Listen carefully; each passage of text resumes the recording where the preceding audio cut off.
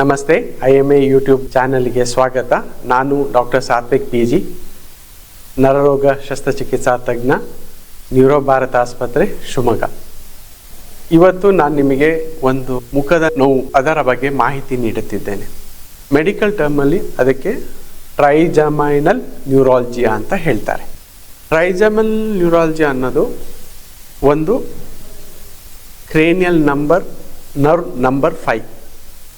ಆ ನರ್ವಿನ ಮೂಲಕ ಉಂಟಾಗುವ ನೋವಿಗೆ ನ್ಯೂರಾಲಜಿಯಾ ಅಂತ ಹೇಳ್ತಾರೆ. ಅದು 5th ಕ್ರೇನಿಯಲ್ ನರ್ವ್ ಟ್ರೈಜಮೈನಲ್ ಆಗೋದ್ರಿಂದಾಗಿ ಅದಕ್ಕೆ ಟ್ರೈಜಮೈನಲ್ ನ್ಯೂರಾಲಜಿಯಾ ಅಂತ ಹೇಳಿ ಕರೆಯುತ್ತಾರೆ. ಈ ನೋವು ಹೇಗಿರುತ್ತೆ ಅಂದರೆ, ಇದ್ದಕ್ಕಿದ್ದಂತೆ ಅದು ಕಾಣಿಸುತ್ತೆ, ಮುಖದ ಒಂದು ಭಾಗದಲ್ಲಿ ಕಾಣಿಸುತ್ತೆ. ನೋವು ಫ್ಯೂ ಸೆಕೆಂಡ್ಸ್ ಕಾಲ ಇರುತ್ತೆ. ವಿಪರೀತವಾದ ನೋವಿರುತ್ತೆ. ಎಲೆಕ್ಟ್ರಿಕ್ ಶಾಕ್ ಥರ ಆ ನೋವು ಕಾಣಿಸುತ್ತೆ. ಈ ನೋವು ನೀವು ಊಟ ಮಾಡ್ತಾ ಇರ್ಬೇಕಾದ್ರೆ, ಮಾತಾಡ್ತಾ ಇರ್ಬೇಕಾದ್ರೆ, ನೀರು ಕುಡಿಯೋ ಟೈಮಲ್ಲಿ, ಅಥವಾ ಒಂದು ಫ್ಯಾನಿನ ಗಾಳಿಗೆ, ಅಥವಾ ನೀವು ಬೈಕ್ ಹೋಗ್ತಾ ಒಂದು ಚಳಿಗೆ ಇದ್ದಕ್ಕಿದ್ದಂತೆ ಕಂಡು ಬರುತ್ತೆ. ಈ ನೋವು ಎಷ್ಟು ಕಠೋರವಾಗಿರುತ್ತೆ ಅಂದರೆ ತಡ್ಕೊಳ್ಳೋಕ್ಕೆ ಸಾಧ್ಯವಾಗಲ್ಲ, ಅಷ್ಟು ನೋವು ಇದು ಕೊಡುತ್ತೆ. ಹಾಗಾಗಿ ಇದರ ಬಗ್ಗೆ ಒಂದು ಸಂಕ್ಷಿಪ್ತವಾಗಿ ಮಾಹಿತಿ ನಿಮಗೆ ನೀಡಲಿಕ್ಕೆ ನಾನು ಇಷ್ಟಪಡ್ತೀನಿ. ಈ ಸಮಸ್ಯೆ ಸಾಮಾನ್ಯವಾಗಿ ಮುಖದ ಒಂದು ಭಾಗದಲ್ಲಿರುತ್ತೆ. ಕೆಲವೊಮ್ಮೆ ಮುಖದ ಎರಡೂ ಭಾಗದಲ್ಲೂ ಕೂಡ ಕಾಣ್ಬೋದು. ಈ ತೊಂದರೆ ಸಾಮಾನ್ಯವಾಗಿ 40ರಿಂದ 50 ವಯಸ್ಸಿನಲ್ಲಿ ಕಾಣಿಸುತ್ತೆ. ಬಟ್ ಸಣ್ಣ ವಯಸ್ಸಲ್ಲೂ ಕೂಡ ಕಂಡಿರೋದು ಕೇಸ್ಗಳು ರಿಪೋರ್ಟ್ ಆಗಿದೆ.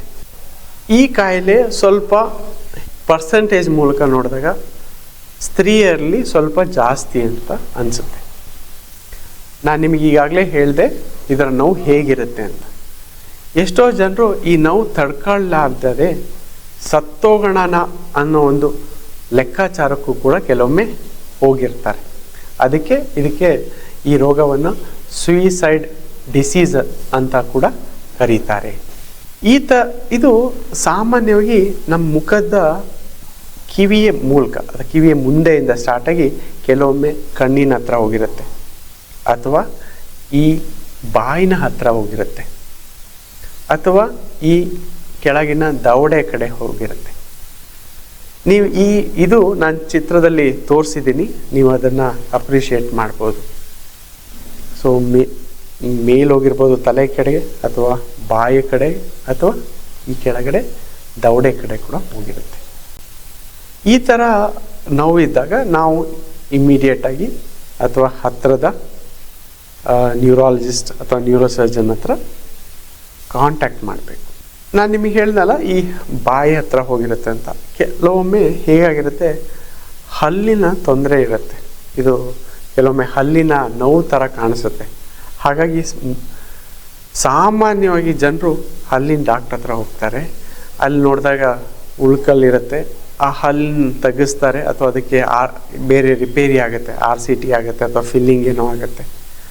ಆದರೂ ಕೂಡ ಈ ನೋವು ಹೋಗಲ್ಲ. ಆವಾಗ ಸಂಶಯ ಬಂದು ಡೆಂಟಿಸ್ಟು ಕೂಡ ನಮಗೆ ನ್ಯೂರಾಲಜಿಸ್ಟಿಗೆ ಈ ಕೇಸಸ್ನ ರೆಫರ್ ಮಾಡ್ತಾರೆ. ಸೊ ಈ ಹಲ್ಲು ನೋವು ಬಂದಾಗ ಇದರ ಬಗ್ಗೆನೂ ಒಂದು ಯೋಚನೆ ನಿಮ್ಮಲ್ಲಿ ಇರಬೇಕು ಅಂತ ನಾನು ಹೇಳಲಿಕ್ಕೆ ಇಷ್ಟಪಡ್ತೀನಿ. ಹಿಂಗಾಗ್ಲಿಕ್ಕೆ ಕಾರಣಗಳು ಏನು ಅನ್ನೋದನ್ನು ನಾವು ಕಂಡುಹುಡುಕಬೇಕು. ಅದಕ್ಕೋಸ್ಕರ ನಾವು ಒಂದು MRI ಸ್ಕ್ಯಾನ್ ಮಾಡಿ ಆ ಮೆದುಳಿನಲ್ಲಿರೋ ಆ 5ನೇ ನರ್ವ್ ಅಥವಾ ಕ್ರೇನಿಯಲ್ ನರ್ವ್ ಯಾಕೆ ಈ ಸಮಸ್ಯೆ ಮಾಡ್ತಿದೆ ಅಂತ ನಾವು ಸ್ಕ್ಯಾನ್ ಮಾಡ್ತೀವಿ.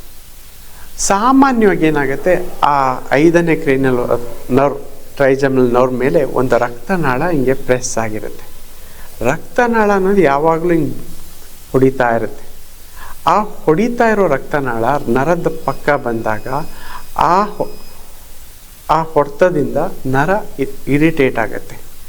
ಆ ಇರಿಟೇಟ್ ಆಗಿ ಇದರಿಂದ ಅಬ್ನಾರ್ಮಲ್ ಎಲೆಕ್ಟ್ರಿಕಲ್ ಡಿಸ್ಟರ್ಬೆನ್ಸ್ ಆಗಿ ಈ ನೋವು ಕಾಣಿಸೋದು. ಇದು ಒಂದು ಕಾರಣ. ಅಥವಾ ಈ ನರ್ವ್ನ ಏನಾರ ಒತ್ತಡದಿಂದ ಇರಿಟೇಟ್ ಆಗುತ್ತೆ. ಕೆಲವೊಮ್ಮೆ ಬ್ರೈನ್ ಟ್ಯೂಮರ್ ಇರುತ್ತೆ, ಲೈಕ್ ವೆಸ್ಟಿಬ್ಯುಲರ್ ಶ್ವಾನೋಮಾ, ಎಪಿಡರ್ಮಾಯ್ಡ್ ಅಂತ ಹೇಳ್ತಾರೆ. ಒಂದು 3-4 ಥರ ಬ್ರೈನ್ ಟ್ಯೂಮರ್ಗಳು ಕೂಡ ಆ ನರದ ಪಕ್ಕ ಇತ್ತು ಅಥವಾ ಆ ನರಕ್ಕೆ ಒತ್ತಡ ಹಾಕ್ತಾ ಇದ್ದಾಗಲೂ ಕೂಡ ಈ ಥರ ಸಮಸ್ಯೆ ಕಾಣಿಸುತ್ತೆ. ಕೆಲವೊಮ್ಮೆ ಈ ನೋವು ಎರಡೂ ಕಡೆ ಇರುತ್ತೆ. ಆವಾಗ ಮೆದುಳಿನ ಬಳ್ಳಿನಲ್ಲಿ ಒಂದು ನರದ ಸಮಸ್ಯೆ ಇದೆ, ಮಲ್ಟಿಪಲ್ ಸ್ಕ್ಲಿರೋಸಿಸ್ ಅಂತ. ಆವಾಗ ಮುಖದ ಎರಡೂ ಭಾಗದಲ್ಲೂ ಕೂಡ ನೋವು ಕಾಣಿಸ್ಬೋದು. ನಾವು ಸ್ಕ್ಯಾನ್ ಮಾಡಿ ಸಮಸ್ಯೆ ಏನು ಅಂತ ತಿಳ್ಕೊಂಡು ಅದ್ರ ಪ್ರಕಾರ ನಾವು ಟ್ರೀಟ್ಮೆಂಟ್ ಕೊಡಬೇಕಾಗತ್ತೆ. ಟ್ರೀಟ್ಮೆಂಟಿಗೆ ಬಂದರೆ ಫಸ್ಟ್ ಏನು, ನಾವು ಮಾತ್ರೆ ಕೊಟ್ಟು ನೋಡ್ತೀವಿ. ಝೆಪ್ಟಾಲ್, ಕಾರ್ಬನ್ಜಪಿನ್ ಅಂತ ಹೇಳಿ ಗ್ರೂಪ್ ಆಫ್ ಡ್ರಗ್ಸ್, ಅದರ ಅಥವಾ ಆಕ್ಸ್ಕಾರ್ಬಸಿನ್ ಅಂತ ಹೇಳಿ ಒಂದು ಡ್ರಗ್ನ ಕೊಟ್ಬಿಟ್ಟು ಮಾತ್ರೆ ಇಂದ ನೋವು ಕಂಟ್ರೋಲ್ ಆಗುತ್ತಾ ಅಂತ ನೋಡ್ತೀವಿ. ಈ ಮಾತ್ರೆ ಇನಿಷಿಯಲಿ ಸ್ಮಾಲ್ ಡೋಸಲ್ಲಿ ಸ್ಟಾರ್ಟ್ ಮಾಡ್ತೀವಿ. ಆಮೇಲೆ ಕಂಟ್ರೋಲಿಗೆ ಬರ್ತಿಲ್ಲ ಅಂತಂದರೆ ಡೋಸ್ನ ಜಾಸ್ತಿ ಆಗ್ತಾ ಹೋಗುತ್ತೆ. ಒಂದು ಮಾತ್ರೆ ಇದ್ದಿದ್ದು 2 ಆಗ್ಬೋದು, 2 ಇದ್ದಿದ್ದು 3 ಆಗ್ಬೋದು.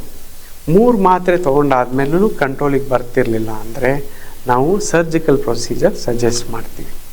ಕೆಲವೊಮ್ಮೆ ಏನಾಗುತ್ತೆ, ರೋಗಿಗಳು ನನಗೆ ಜಾಸ್ತಿ ದಿನ ಮಾತ್ರೆ ತೊಗೊಳಕ್ಕಾಗಲ್ಲ, ನನಗೆ ನೋವು ಇಮ್ಮಿಡಿಯೇಟಾಗಿ ಹೋಗಬೇಕು ಅನ್ನೋ ಒಂದು ಲೆಕ್ಕಾಚಾರಕ್ಕೂ ಬರ್ತಾರೆ.